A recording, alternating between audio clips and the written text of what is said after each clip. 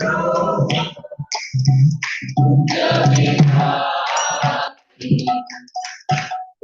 Janavala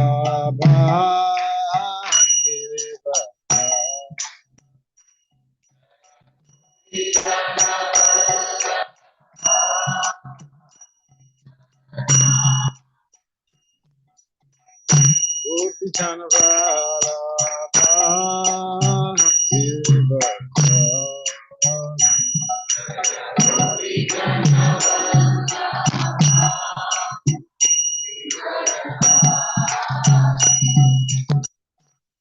Sudhanandana Ranjana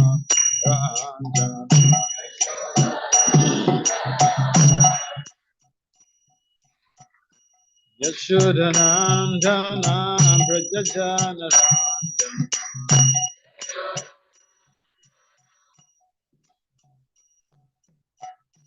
Yashodanandana Prajajana Ranjana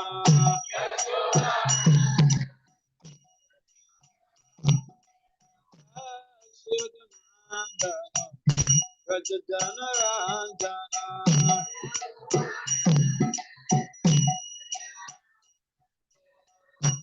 Yamanatera Rama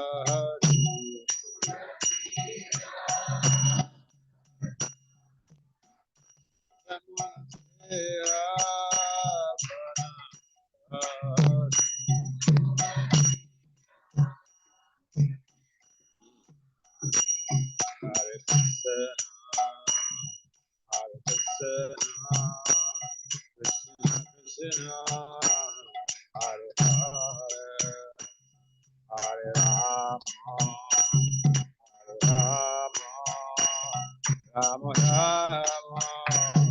Hare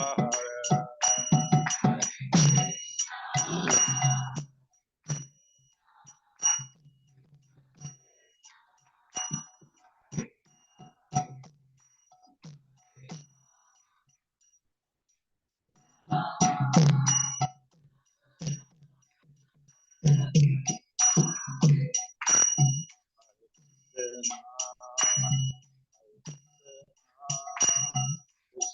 Krishna Hare Hare Hare Rama Rama Rama Hare Hare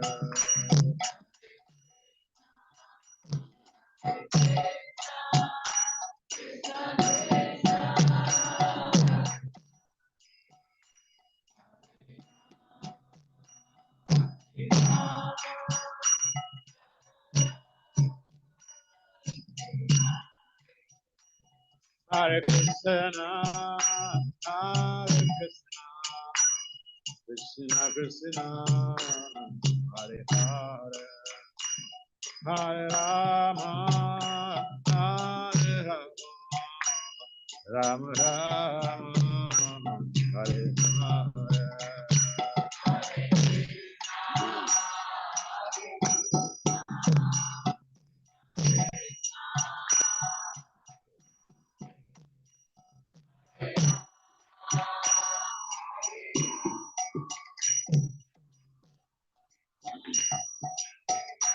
Hare Krishna, Hare Krishna,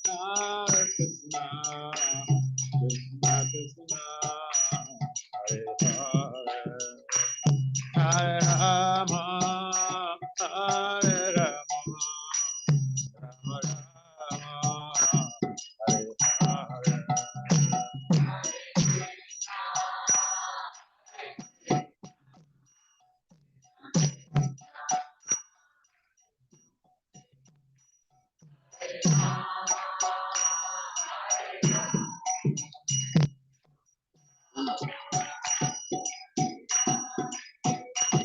Hare Krishna, Hare Krishna, Krishna Krishna, Hare Hare, Hare Rama, Hare Rama, Rama Rama, Hare Hare.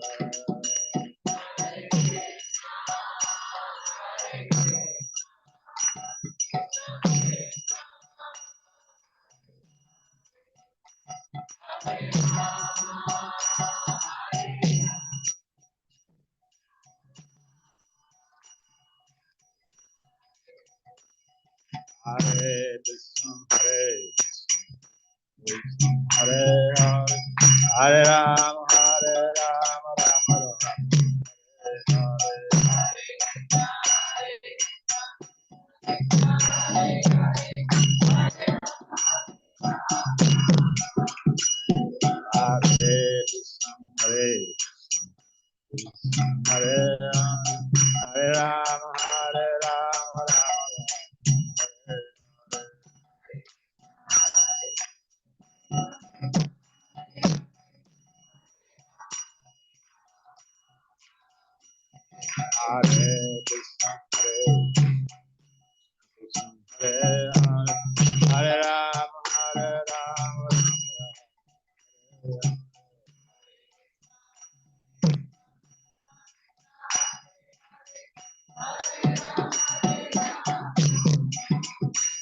Jaya Prabhupada, Prabhupada, Prabhupada, Jaya Prabhupada.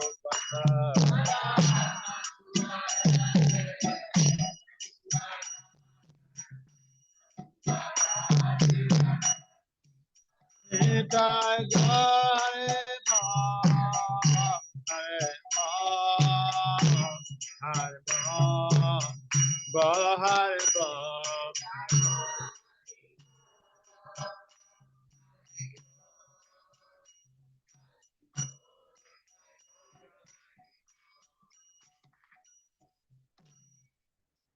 Jai Om Vishnu Paramahamsa Parivrajacharya Astotra Satat Sistema Divine Grace is compounded. Shila Abacha Navin Bhakti Vedanta Swami Paramahamsa Jai. Jai Om Vishnu Paramahamsa Parivrajacharya Astotra Satat Sistema Divine Grace Shila Bhakti Siddhanta Saraswati Thakur Goswami Paramahamsa Jai. Ananta Koti Vaishnavina Ke Jai. Namacharya Sri Haridas Thakur Ke Jai. Prem Se Kahao Sri Krishna Chaitanya Prabhu Nityananda Se Advaita Gadadhara Sivasari Se Gaura Bhaktivinoda Ke Jai. Sri Radha Krishna Gopal Gopinath Syamakunda Radha Kunda Giri Govardhan Ke Jai. Sri Vrindavan Mathura Dham Ke Jai. Navadvip Mayapadam Ke Jai. Jagannath Puri Dham Ke Jai. Sri Ayodhya Dham Ke Jai. Ganga Maya Yamuna Maya Ke Jai. Srimati Tulsi Devi Bhakti Devi Ke Jai. Sama Veda Bhakti Bindu Ke Jai. Nitai Gur Premanande. Our glory is to the sum of devotees. Our glory is to the sum of devotees. Our glory is to the sum of devotees. Our glory is to Goranga. Om Namo Bhagavate Vasudevaya.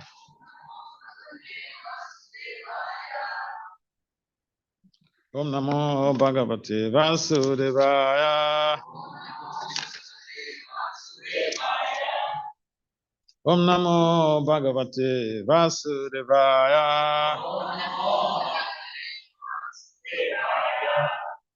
So welcome everyone to this famous Sunny Feast program.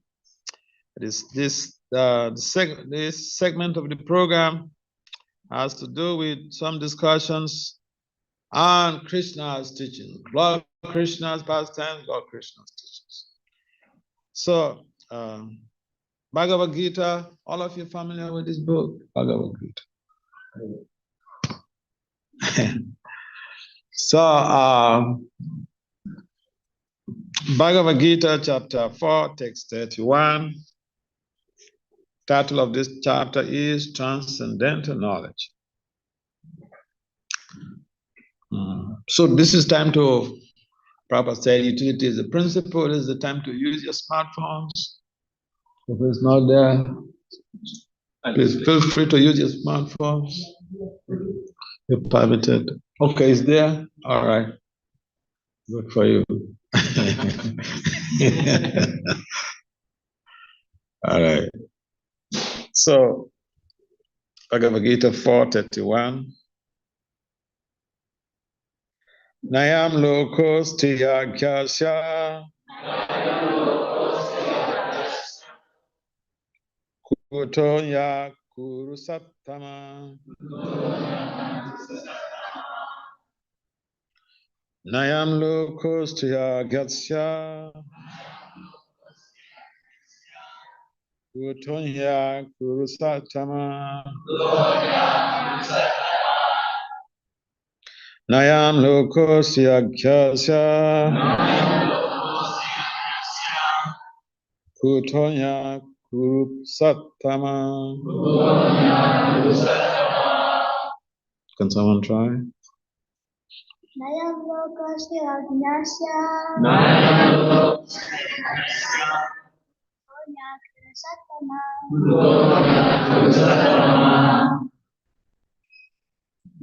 Anyone else?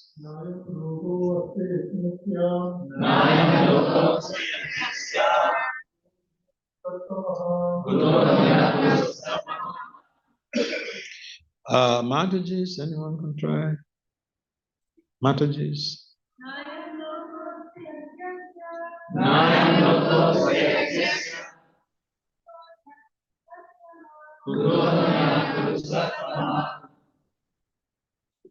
Any more Mataji's to catch up with the man?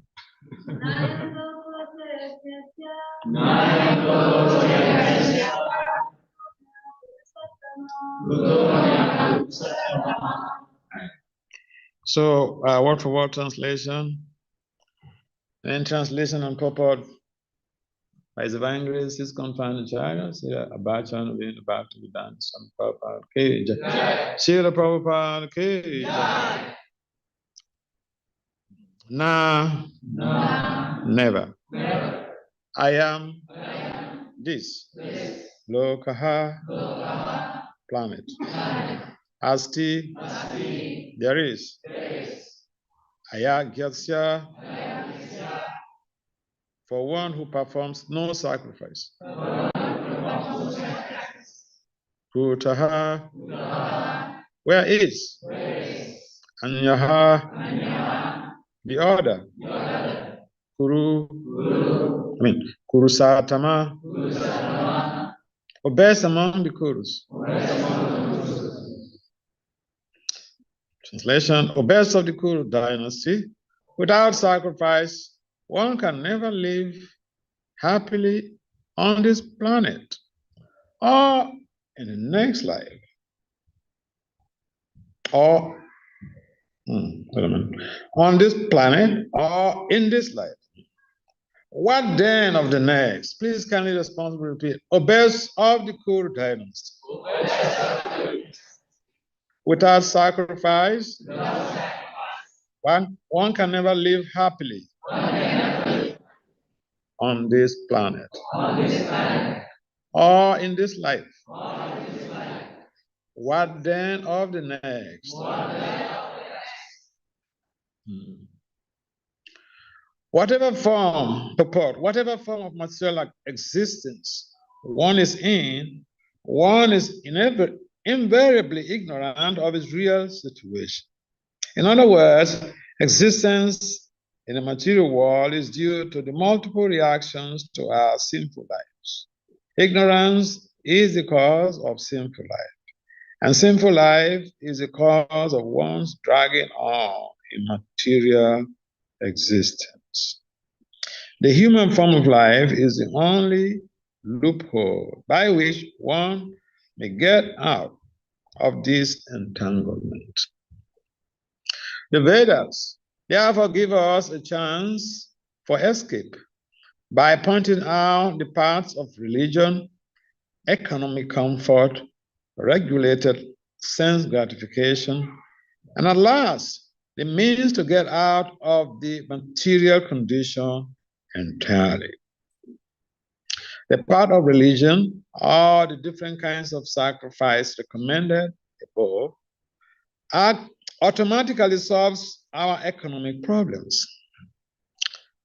By performance of yajna, we can have enough food, enough milk, etc., even if there is so-called increase of population.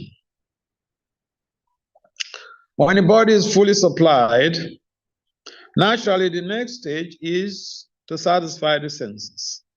The Vedas prescribe, therefore, sacred marriage for regulated sense gratification. Thereby, one is gradually elevated to the platform of release from material bondage. And the highest perfection of life, the highest perfection of liberation, the highest form of perfection of liberated life is to associate with the Supreme Lord. Perfection is achieved by the performance of yajna, sacrifice, as described above. Now, if a person is not inclined to perform yajna according to the Vedas, how can he expect a happy life even in this body? I want to speak of another body on another planet. There are different grades of material comforts in different heavenly planets. And in all cases, there is immense happiness for persons engaged in different kinds of jhana. But the highest kind of happiness that man can achieve is promoted to the spiritual planets by practice of Krishna consciousness. A life of Krishna consciousness is therefore the solution to all the problems of material existence.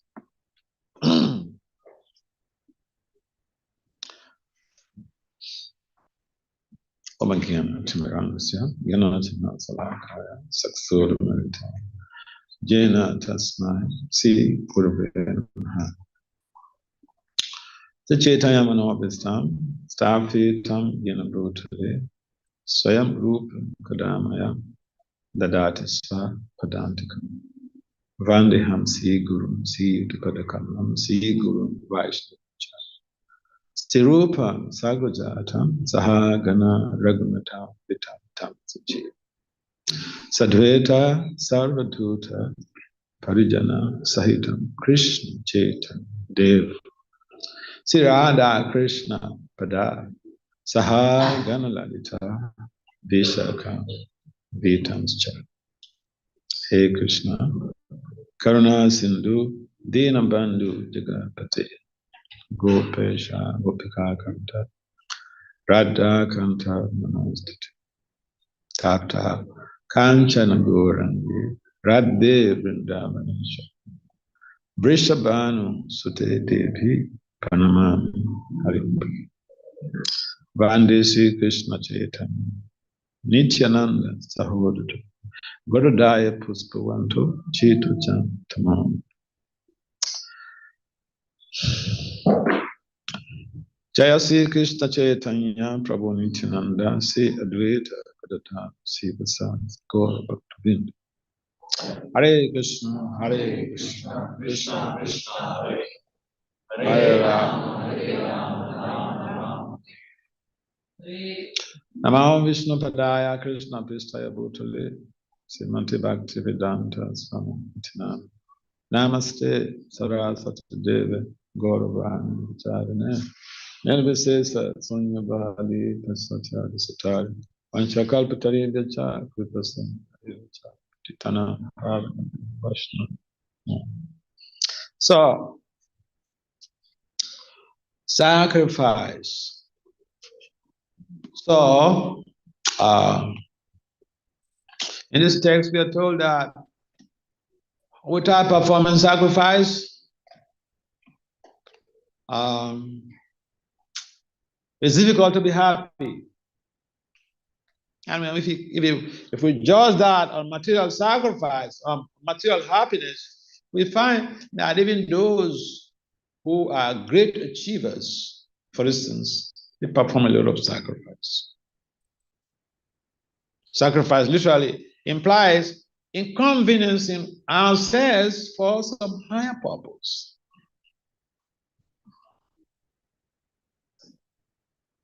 Sacrifice also does mean that we sacrifice our comfort zone. We move out of our comfort zone to inconvenience ourselves for a purposeful end. So people are performing sacrifice. Even the child in kindergarten is performing sacrifice. Going to school to stay out of the home under the care of somebody else who is not your parents is a challenge. Or even going to school, primary school, secondary school, college, university, graduate school, PhD, it's a challenge. It's a sacrifice. Why do people perform these sacrifices? For a higher purpose. You see all of these celebrities. Okay, they're multi-billionaires, whatever they may be. They perform a lot of sacrifice. They inconvenience themselves. Rehearsals, day in, day out. And in fact, going to school, majority of people don't really like going to school. I for one, I never liked going to school when I was a kid. My father had to get my teacher to bring all of my classmates to come and sing before my door. Hey, we want you to come. You come out now. Come join us. We're waiting for you. Yeah, my parents were just adjacent to the school, so then he went to school to arrange. When I was a kid, I just hated going to school. Because it's a big sacrifice, a lot of inconvenience. You do something and the teacher, whips your butts. No, they don't whip butts anymore. But in those days, even as a child, going to school was a big problem. So in our day-to-day life, we find that people are performing sacrifices. They may not perform associated sacrifice. They may not perform spiritual or devotional sacrifice, but they're performing some type of sacrifice for higher material attainment. So sacrifice is a cause. The variable is the object of sacrifice, the purpose of sacrifice. These are the variables. Sacrifice is a constant. We can't do without the sacrifice. We want to be happy in this world, we have to go to school. And going to school is not so juicy.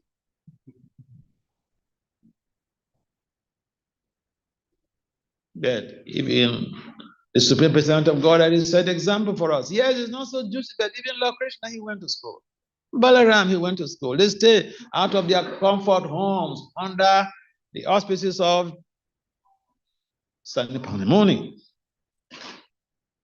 And then they were asked to go and fetch wood in the forest. This is the Supreme Personality of God. He left. See, when Krishna was at home, each night he wants to sleep. The mother will come, and bring some type of sweet. And Krishna will say, my stomach is full. I don't want to eat. And then the mother will pass away. Look, it's a whole long night.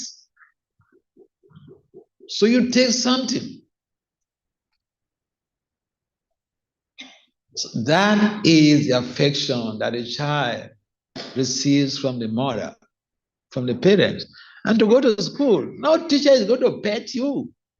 Teachers don't pet you. But your parents, your mom pets you. So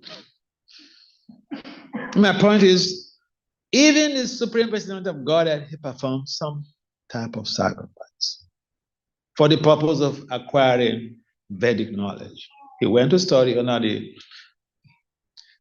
auspices of Sanipani Muni, himself and his brother Balaram. Krishna also performs a lot of other sacrifices. He set an example for us. He was a cowherd boy. That's a big sacrifice. He could just play around with the gopis. Why not? But he will go into the forest every day to herd the cows and the calves. That is a sacrifice. That is an inconvenience. So it is a sacrifice.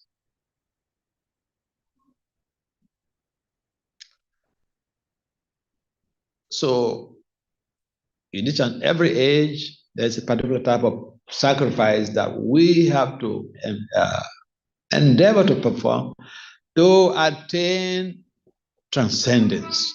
There's material sacrifice, there is also transcendental sacrifice.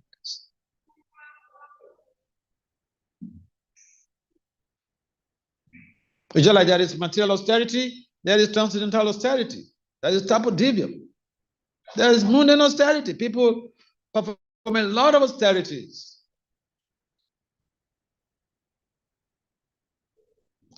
So the sacrifice we perform is not the problem. I mean, sacrifice is not the problem. The type of sacrifice we perform that is what matters, because it determines the next step in our journey in the universe. So the intelligent people, they perform the sacrifice that facilitates their extrication from the shackles of repeated birth and death. And that is Sankirtan Jaga, congregational chanting of the holy names of the Lord. Hare Krishna, Hare Krishna, Krishna Krishna, Hare Hare, Hare Ram, Hare Ram, Ram Ram, Hare Hare.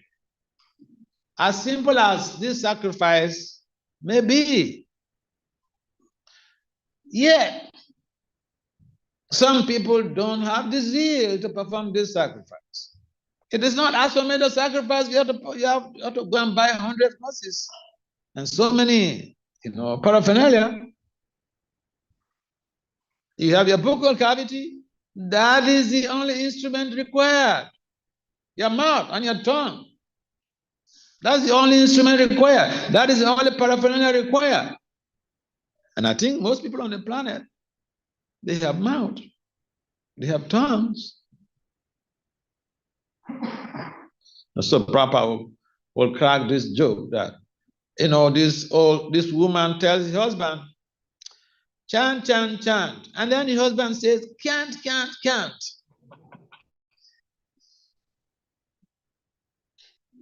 So we also tell people, chant, and they give different type of excuses, why they will not chant. They give excuses. I'm busy with homeworks. I'm very busy with studies. I'm very busy with job. I'm busy with maintaining my family. Very long distance driving to work, going to work for 8 hours, coming back. I'm fagged out. I can't really function. These very good excuses. But you know what? Krishna is not going to look at our excuses. You got him in form of life with a precious gift. And this precious gift is for something. That transcendental sacrifice. Chanting Krishna's name. And sometimes people think that the devotees are just being, unnecessarily lazy. They just chant Hare Krishna, just going. I see them dancing on the stage. These guys, they don't have anything to do with their lives. That people think like that. But no, this is the highest type of service. This is the highest type of sacrifice. This is the highest type of job. This is the highest type of philanthropic activities that you can perform.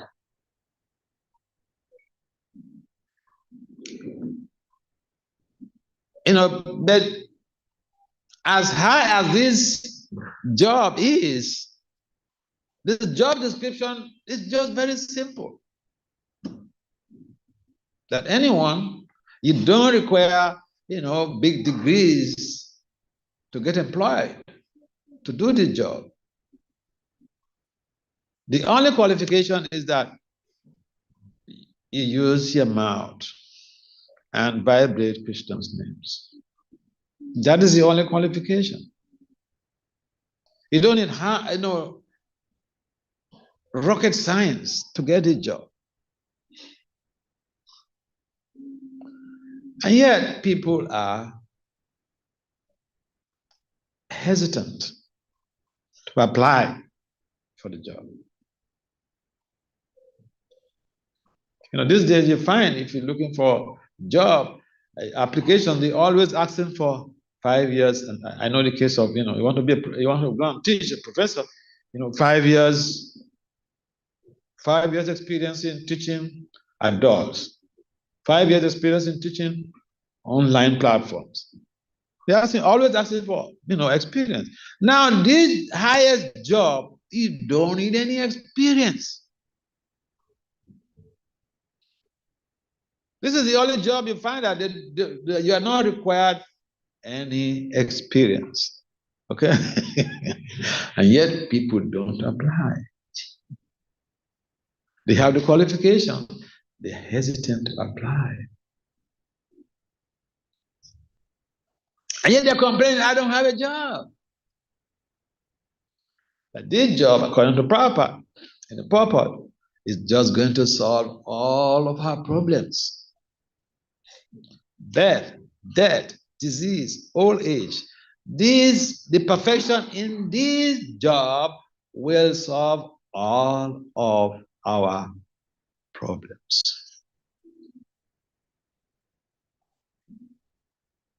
So some or the other, for some people, they think you become involved in devotional service when you don't have anything to do with your life.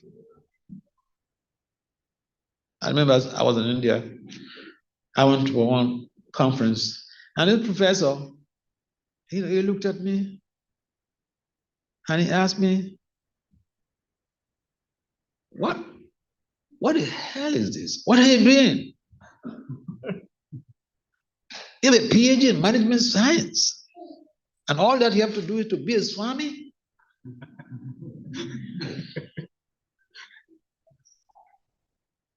So I humbly asked him, excuse me, sir, are you happy with your life?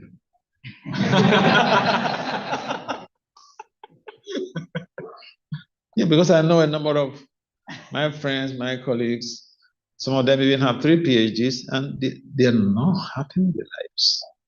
The gap is there. So it is not that the people who are engaged in Krishna consciousness don't have anything to do. This is the highest thing you can do with your material body, with your human existence. This is the highest service that you can do. This is the highest job you can do. And so sometimes other people think, we just, especially when they come during the festivals, they see we have so many preparations, and some of them are so nice. Preparations are so mouth-watering. And so they think that these people, all that they do is just to enjoy themselves. And so sometimes they come to our temples, and then we invite them, please, you come during the weekends, come and have the experience. And they come to stay during the weekend, and then, I don't know whether you do that here, but, in those days, so 3 o'clock, the temple commander goes around, he rings a bell, wake up, it's time to wake up, okay? Time to wake up. Go wake up, go take a shower, go to the temple room for japa. Oh, yeah. And sometimes some of these people who came to the festival, and then they thought that the devotees, they're just enjoying themselves, and then they come to have that lived experience. They come to the temple for one weekend, Sometimes they never come again. I say, wow, it's 2 hours here. What is your charity? It's nothing. Just to wake up and glorify the Christ. And therefore, although this sacrifice is not even financially demanding, time-wise it's not demanding, but because we have been wired to thinking we are for this place, for this material life, for this material body. And so we try to make different type of adjustments to escape the route to the sacrifice. And this is unfortunate. So we are lucky we come to Krishna consciousness. We should take a step further. Human life is meant for attaining bliss, Ananda Mahavira's heart. We want bliss, we want to be happy. Yes, it's our birthright. Human life is meant for the search for happiness. But the problem is, in most cases, we invest our energies in the quest for happiness in the wrong places. And so we don't invest our energies for a purposeful sacrifice that will enable us to become decastrated from repeated birth and death.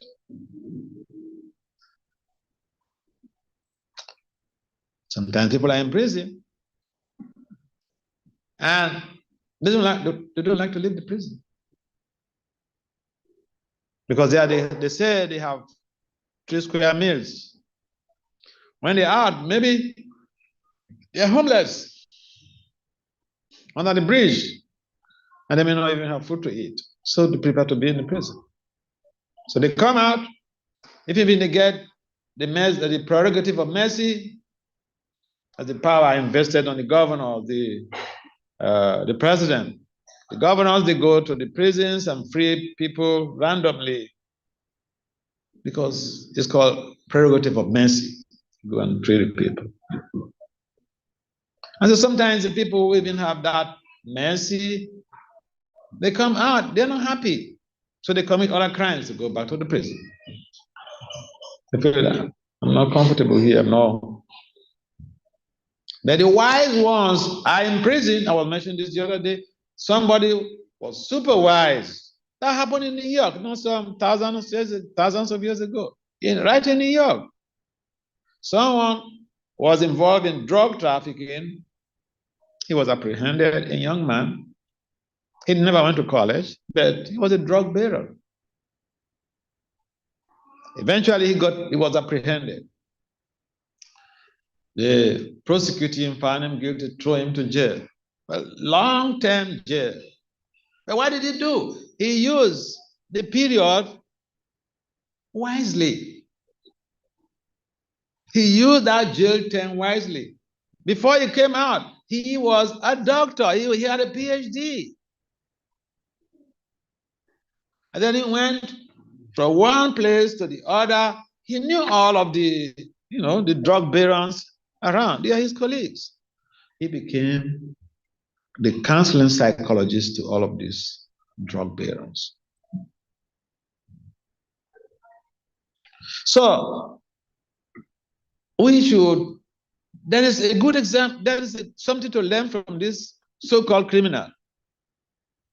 He was in jail, but he utilized his time wisely. He took advantage. I'm young, and I'm going to be here for a long time. Let me do something with my life. So we are also like, so to say, we are prisoners. What are we going to do with our lives? What is the sacrifice we are going to perform to become free from this repeated imprisonment, being thrown into the womb of a mother to be locked up for 8 months, 9 months?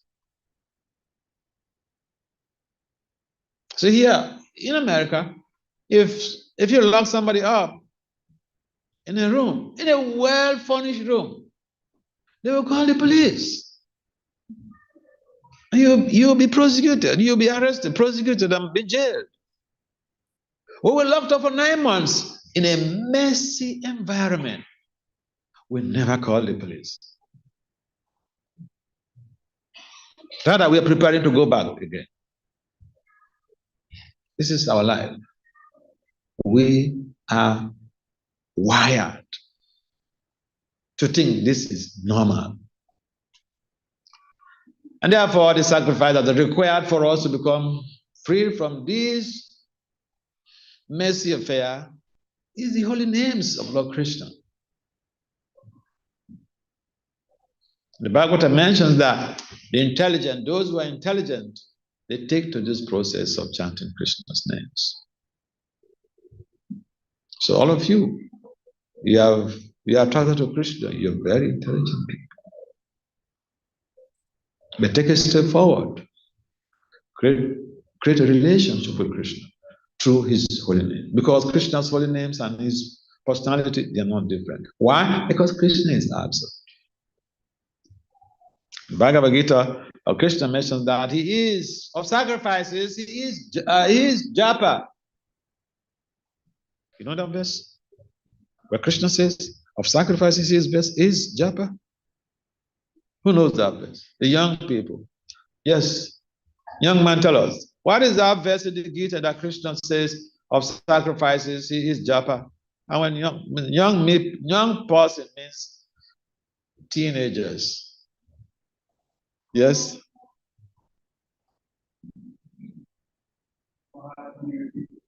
What is the text in the Bhagavad Gita wherein Lord Krishna says, of sacrifices I am japa?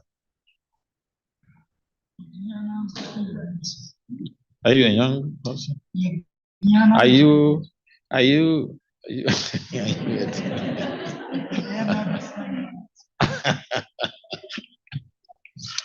Okay, if the young men, they cannot give maybe the young ladies, young girls. Anyone to tell us? Text number or sloka? George's local, not the text number. Okay, if you're not sure, then better be sure. Yes, anyone else? Anyone to try? Young girls? You don't read Bhagavad Gita, right? We want our devotees to read every day because this is an ashram, a place for cultivating spiritual knowledge. It's not like another synagogue or mandir where you come and then you clap hands and praise God and then you go and then that's it. So Lord Krishna mentions in the Gita of sacrifice is japa. So chanting Krishna's name, we use beads like this. These beads, it's 108 beads on this. We chant on these beads. We chant Krishna's name, the Hare Krishna Mahamantra. And this process is being tested, scientifically tested, to be an antidote to crimes, an antidote to stress, an antidote to depression, an antidote to anxiety, scientifically proven. So it's not another religion, another mantra you have to that is imposed on the followers to chant. No.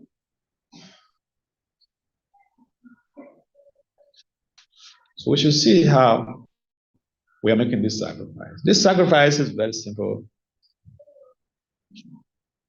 You don't need to become a millionaire, to be a Raja Rishi, to be a king, to be a big business tycoon with plenty of money to perform this sacrifice.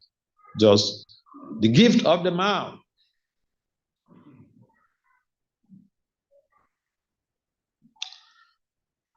Any comments or questions? Sacrifice for vision. Yes, any comments or questions?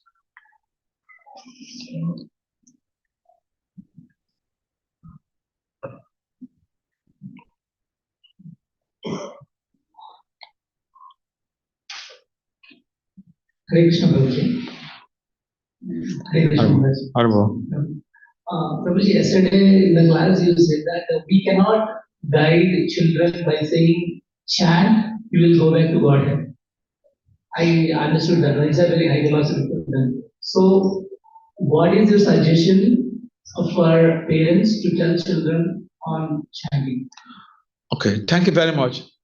What I meant was that the children, they want to do something, they don't have that type of high philosophical understanding or high spiritual culture where they understand that after this life, I should go back to a place called Goloka Vrinda. 3 years old, 4 years old, 5 years old, they don't know anything about that. The enjoyment is the little child, 2 years old, 1 year old, 3. Anything that comes across their way goes to their mouth. Enjoyment. That's how they enjoy eating. So if you tell a kid, chant this, chant Hare Krishna, you go back to God, they don't understand what you're saying. That's my point. You don't understand what you're saying. And even when their development says they start going to school, they want to do something, they don't want to get involved in something that will help them in their career. They don't have this high understanding of, back home, back to God. And therefore, if we also impress on our children about the positive side effects of chanting, the positive side effects are all material, but they are positive side effects. Just like any medication or any intervention you undergo, there are always side effects. But the Maha Mantra, the side effects are positive. So what I meant was that if we understand the scientific basis of chanting and the benefits, the material side effects therein, we can use that as a bait for young people who are hitherto not interested in high philosophical understanding. For instance, one of the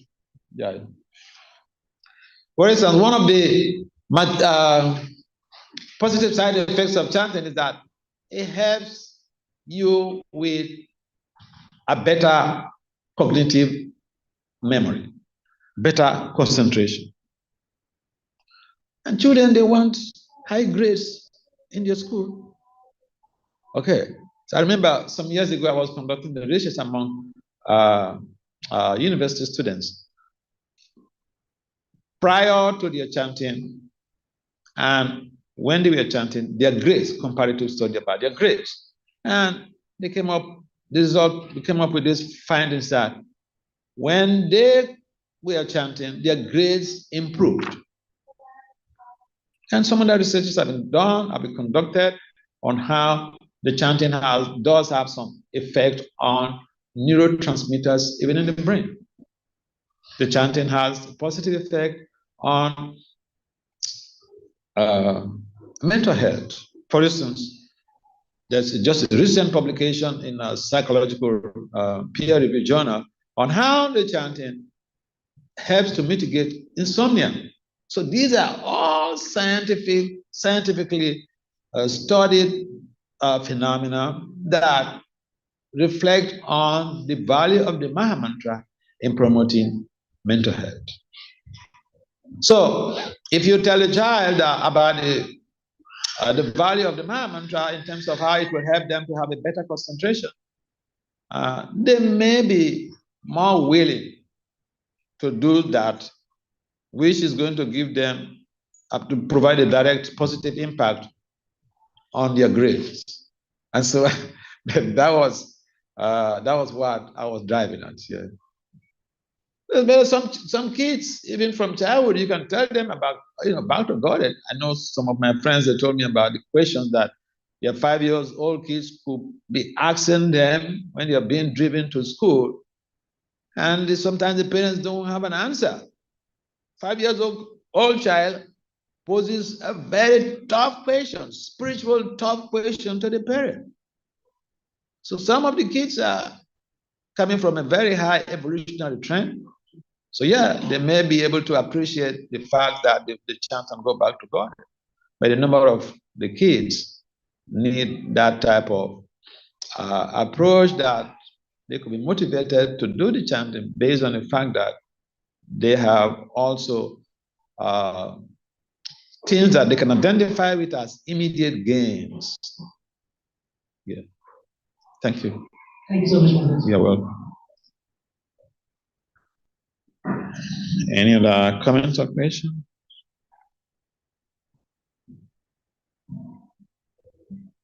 My question is, don't know what. You mentioned the point of how we should have a relationship with the Lord. When we have that relationship, how can we make it stronger and move progress to that stage where we're so enthusiastic, we're seeing the Lord that we cry out our heart. Yeah, that's a very nice devotional question.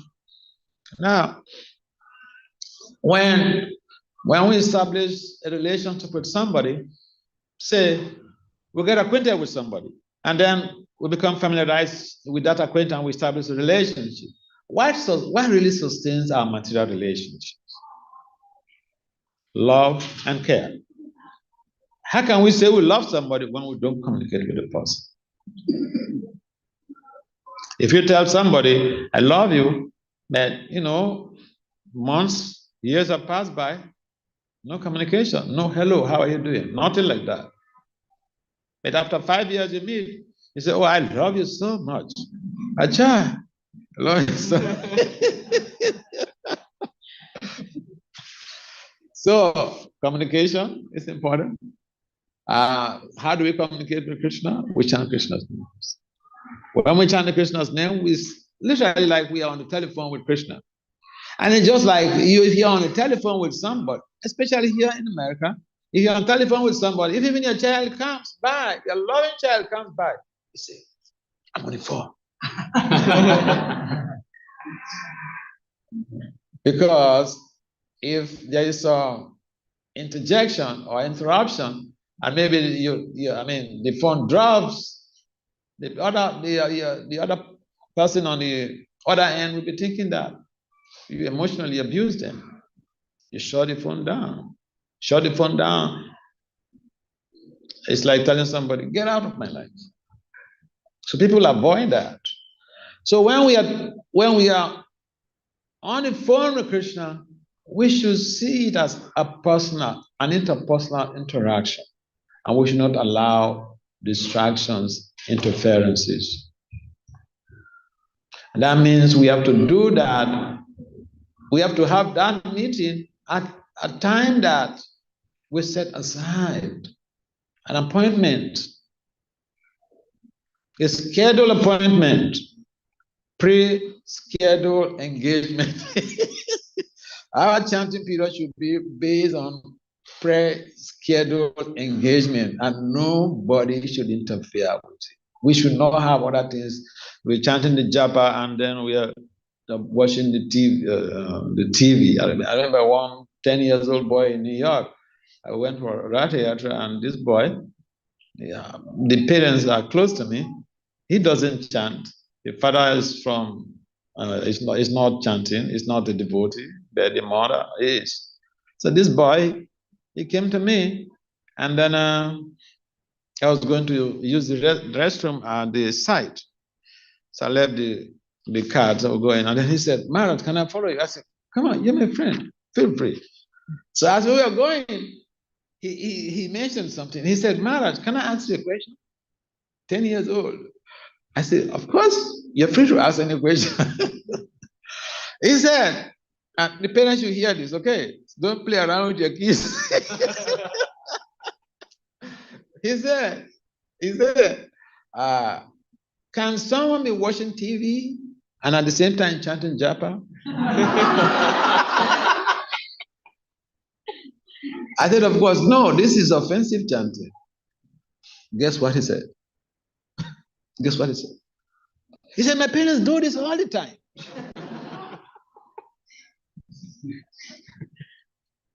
So he's not chanting, and now he's finding fault with his parents.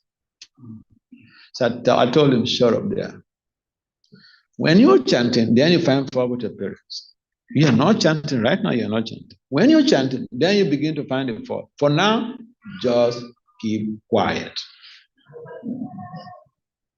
So the kids, they are like that.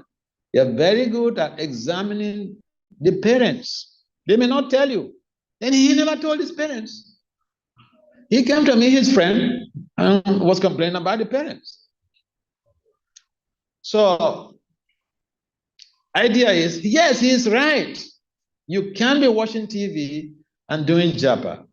Just like you cannot be meeting with the president, with the governor of Michigan State and be watching, be on your, be in an iPod, watching some movies. Yeah, so we have to set a time. That is how to nurture the relationship with Krishna, to consolidate the relationship with Krishna. We should set a time. I mean, again, I like giving this example. Is people, young man and young woman get married, they go for honeymoon. And during the honeymoon, based on what they told me, I have, friends and disciples who have experienced this honeymoon. And so, based on what they told me, they said during the honeymoon, no incoming call, no outgoing call. That time is just meant for the bride and the bridegroom. So when you set a time, set aside a time for chanting, that is the time you are having your honeymoon with Krishna. No incoming calls, no outgoing calls.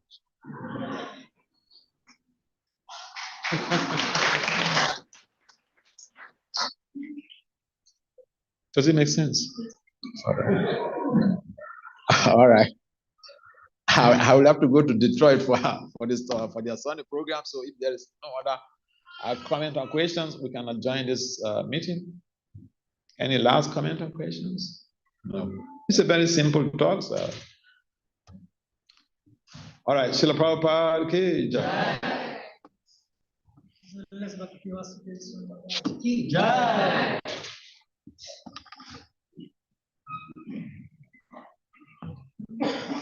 Hey, my friend, come here. Rivo.